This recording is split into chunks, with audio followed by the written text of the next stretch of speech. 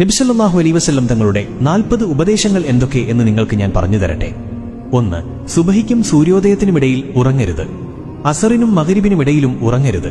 മഗ്രിബിനും ഇശാക്കുമിടയിലും ഉറങ്ങരുത്. 2. പിശുക്കന്മാരായ ആളുകളുടെ കൂടെ ഇരിക്കുന്നത് ഒഴിവാക്കുക. 3. ഇരിക്കുന്ന ആളുകളുടെ ഇടയിൽ ഉറങ്ങരുത്. 4. ഇടത് കൈകൊണ്ട് തിന്നുകയും കുടിക്കുകയും ചെയ്യരുത്.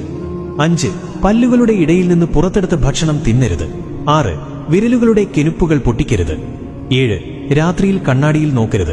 8. നമസ്കരിക്കുമ്പോൾ ആകാശത്തേക്ക് നോക്കരുത്. 9. വിസർജ്യ സ്ഥലത്ത് തുപ്പരുത്. 10. പല്ലുകൾ കരികൊണ്ട് വൃത്തിയാക്കരുത്.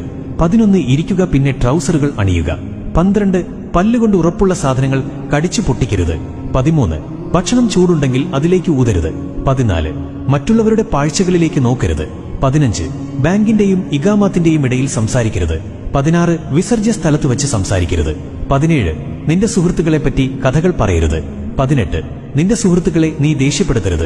19. നടക്കുമ്പോൾ പിന്നിലേക്ക് തുടർച്ചയായി തിരിഞ്ഞു നോക്കരുത്. 20. നടക്കുമ്പോൾ കാലുകളുടെ അടയാളം പതിക്കരുത്. 21. സുഹൃത്തുക്കളെപ്പറ്റി സംശയാലു ആകരുത്. 22. ഒരിക്കലും കളവ് പറയരുത്. 23. മണത്തുനോക്കി ഭക്ഷിക്കരുത്. 24. മറ്റുള്ളവർക്ക് മനസ്സിലാവുന്ന വിധത്തിൽ വ്യക്തമായി സംസാരിക്കുക. 25. ഒറ്റയ്ക്ക് യാത്ര ചെയ്യുന്നത് ഒഴിവാക്കുക.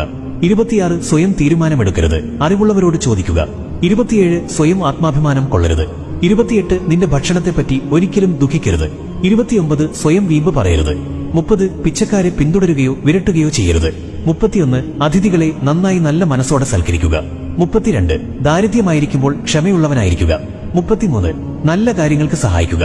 34. നിന്റെ തെറ്റുകളെപ്പറ്റി ചിന്തിക്കുക, പശ്ചാത്തപിക്കുക. 35.